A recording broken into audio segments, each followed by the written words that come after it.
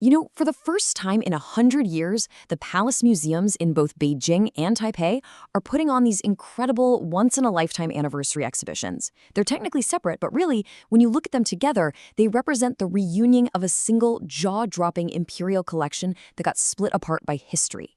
So let's just dive right into this amazing story told through some of its absolute greatest treasures. Right? I mean, how do you even begin to mark that occasion? Well, you do it by bringing out the absolute best of the best. We're talking about masterpieces so incredibly rare, so priceless, that they almost never see the light of day. For this centennial, both museums are putting their foundational treasures on display, giving all of us a look at this shared cultural heritage like we've never had before. And just to give you a sense of the scale of what we're talking about, it is just staggering. Between these two institutions, they're responsible for over 2.5 million artifacts from the old imperial collection. So yeah, when they decide to showcase their top-tier national treasure-level items, you know this is going to be a world historic event. So let's start at the beginning, with the objects that were really the bedrock of ancient Chinese power, these bronzes and jades. They weren't just pretty decorations. No, they were the hardware of the state. They were symbols of legitimacy, they were tools for talking to your ancestors, and they were the very definition of authority. And the undisputed king of these vessels is the ding, the ritual cauldron. Its importance is so fundamental, it's baked right into the language. You hear phrases like, a promise worth 9 ding, which means a statement of immense, unbreakable weight. It was literally the pot used to cook offerings for the ancestors, connecting the rulers on earth to the spirit world. And this is the ultimate example. The Maogang Ding, which is in Taipei, is basically a 3,000-year-old hard drive cast in bronze. Its entire inner surface is covered with a 500-character inscription.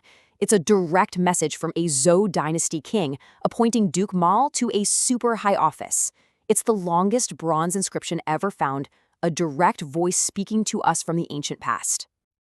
Of course, not every ruler was just content to quietly admire the past. The 18th century Shanlong emperor, well, he had this famous habit of adding his own 2 cents, his poems, his thoughts, directly onto priceless artifacts. It's kind of like a form of historical graffiti, or as someone cleverly put it, cross-time bullet comments, forever linking himself to these ancient works. Just look at the sheer energy that's captured in this piece of stone. This jade piece, a mythical beast, it feels alive, doesn't it? Every muscle is tensed, coiled up, like it's about to spring right off the display. For the Han Dynasty, jade wasn't just a pretty stone, it was a vessel for the soul. And this powerful creature just embodies their intense spiritual quest for eternal life. Okay, so from the raw, almost primal power of bronze and jade, we're going to shift gears to the refined, almost impossible elegance of ceramics. This is a story of imperial taste and just pure technological obsession, a quest to achieve perfection in a glaze, in a shape. So to understand ceramic royalty, you have to know about Ruware. It was only produced for about 20 years, exclusively for the Song imperial court, and today, fewer than 90 intact pieces are known to exist in the entire world. They're legendary for the subtle sky blue glaze, and the world's 2 largest collections are, you guessed it, in Beijing and Taipei.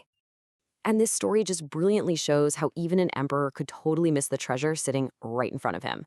This priceless, perfect Ruware basin, it was found in the palace being used as a cat bowl. Can you believe it?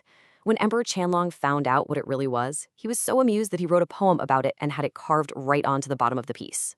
Incredible. Behind some of the world's most valuable objects are the most deeply human stories. Take the legendary Ming Dynasty chicken cup. It's not just a cup, it's the result of a lifelong devotion. The Chenghua emperor had it made for his consort, a woman 17 years older than him who had been his caretaker and protector since he was a boy. This little scene of a hen and her chicks wasn't just decoration. It was a deeply personal, incredibly tender gift. And when we say legendary, we mean these cups are unbelievably rare. Only about 17 are known to exist in the whole world. One of them sold for over 36 million US dollars back in 2014. And the vast majority of them, 10, are held in the Taipei Palace Museum. This is such a great example of how a single emperor's personal taste can dictate an entire artistic direction. Just look at this special enamelware. It's called Falling Cai. from two Qing emperors, a father and his son. Yongzheng, the father, was basically a minimalist. His pieces are delicate, refined, elegant. His son, Qianlong, a total maximalist. He loved complexity, mashing up different techniques to create these spectacular, over-the-top, in-your-face works of art. All right, next up, we turn to maybe the most personal of all Chinese art forms, calligraphy and painting. These aren't just pictures or words on a page. They are direct expressions of the artist's inner world, where every single brushstroke is meant to capture a fleeting emotion or a moment of deep insight. This is maybe the most emotionally raw work of art in all of Chinese history. It's a draft of a eulogy. It was written by the Tang Dynasty official Yan Zhenqin right after he recovered the mutilated body of his nephew from a battlefield. The frantic, broken, ink-blotched characters, they are a direct record of his blinding, world-shattering grief. It's considered the greatest piece of running script calligraphy ever made. But calligraphy isn't always about epic tragedy. Not at all. The letters of the legendary sage of calligraphy, Wang Cizi, are just so charmingly normal. These are his actual messages to friends. Hey, sorry I can't make the party. Notes about feeling under the weather. And my favorite, a quick memo that he's sending over some fruit. It just shows how this high art was also just part of everyday life. Now get this story. Can you imagine loving a painting so much you'd want to be buried with it? Well, the owner of this masterpiece scroll did one better. On his deathbed, he ordered it to be burned so it could join him in the afterlife. As the flames started to eat the priceless scroll, his nephew lunged in and snatched it from the fire at the very last second. But it tore in two. And today, those two halves are still separated.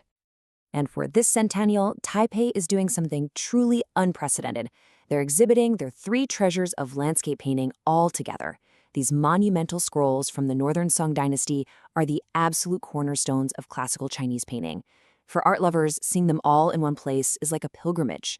Fan Quan's painting, for example, is over 2 meters tall. It just completely swallows you with its sense of scale and majesty.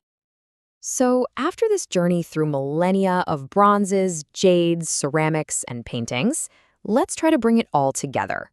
What does this grand reunion of treasures really tell us? Well, as it turns out, there might just be a message hidden in the numbers themselves. Across both of these anniversary exhibitions, we can identify 72 of the most significant national treasures, 72 absolute top-of-the-line masterpieces that define the pinnacle of Chinese art. Now, that number itself is interesting, but it's how we get there that's truly remarkable. So when we look at the highlights, the breakdown is about 27 key pieces from the Beijing exhibition and 45 from Taipei, which gives us that total of 72. Okay, they're just numbers on a screen, right? But if you look a little closer at these numbers, something unexpected pops out. This is incredible. All three of these numbers, the 27 from Beijing, the 45 from Taipei, and the total, 72, they are all perfect multiples of the number 9, a coincidence that feels, well, it feels almost poetic, doesn't it? And this is where it all clicks together. In Chinese culture, 9 isn't just any number. As the largest single digit, it symbolizes the emperor. But it's more than that. It represents eternity, completeness, and this profound idea that all things, after a long journey, eventually return to their source.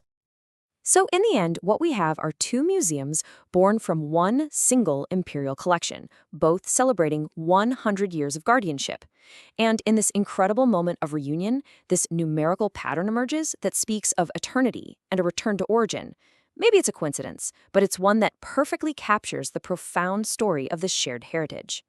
After a century apart, you have to wonder, what stories will these treasures tell in the next 100 years?